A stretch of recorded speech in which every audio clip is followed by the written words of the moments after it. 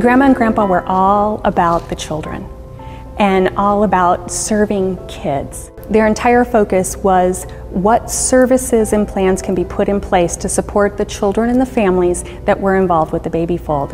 One of my favorite memories of being at the baby fold was at the consecration of both the Hammett School and the Hammett Chapel.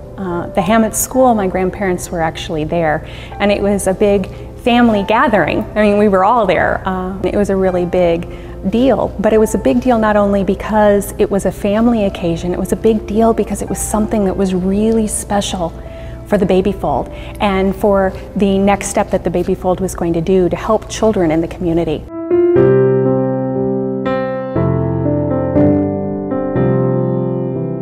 You know, I've been involved with the baby fold in one way or another since I was very young. In a young stance, it was more from an emotional standpoint, saying prayers for the children and families. And as I aged, I wanted to find ways that I can be involved. We moved back to the Bloomington Normal community back in 2003.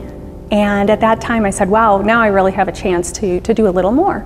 And the festival was just a perfect opportunity for me. My grandma was a home ec person. She was a fabulous entertainer.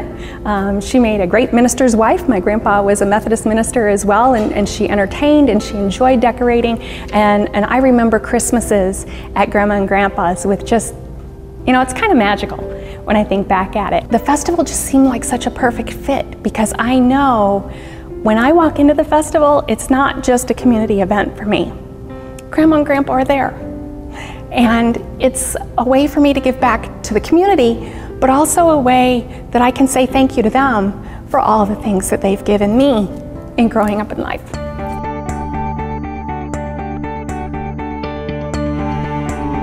My son is now 11, but every year that I've volunteered for the baby fold, so has he.